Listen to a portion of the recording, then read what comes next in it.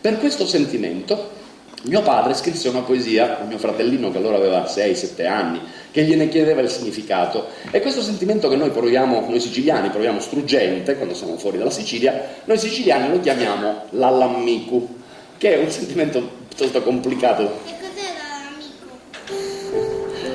Chi è l'allammicu lo sapere? Aspetta tanto che già te dico.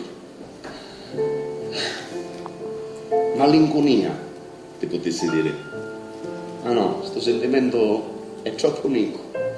Aspetta, ascolta. Sì, fammi pensare. È come quando, senza contentizza, ferriamo intorno, senza noi fermare, che forse ne piacesse una carezza, e ne affrontiamo, e non la domandiamo. È come quando ne sentiamo grandi e siamo nichi, non lo capiamo, mentre che se ne vanno tutti gli anni. Ma tu, che ancora sia così nico, potessi tornare a vita mai, provare questo non so che, questo, l'all'amico, è sempre felicissimo campare.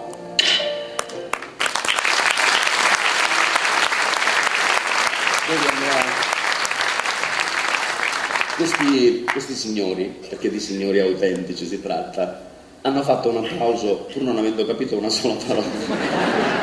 In realtà non è vero, Gioia mia, perché in Lombardia ci siamo moltissimi siciliani, ma siccome anche le minoranze etniche hanno i loro diritti, per i pochi milanesi rimasti a Milano, io ho chiesto al mio grande amico Italo Terzoli di tradurre questo sentimento che ho voluto assolutamente recitarti in siciliano, che in siciliano si chiama l'all'amico, ma credo che in milanese un sentimento simile a questo all'amico possa essere el magun.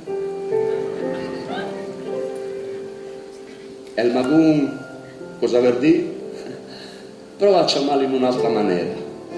Malinconia, tristezza, le noisci, le come chiama nebbia la scighera. E il magun, le quel qualcosa che a caccia al via bastaria poco, una paga su una spalla, una parola buona, una cortesia. Ma spesso ci si vergogna di cercarla, forse perché si sente un chissà chi, si sente un grande, convinto l'espressione, e invece resta un pesce di nisci, e non scarli in via, e torna in più. Dite se giù, te cerchiamo un pinela, e quel che te fai in che, le inauguro, che la tua vita la sia sempre bella, d'uma felicità, e mai un magun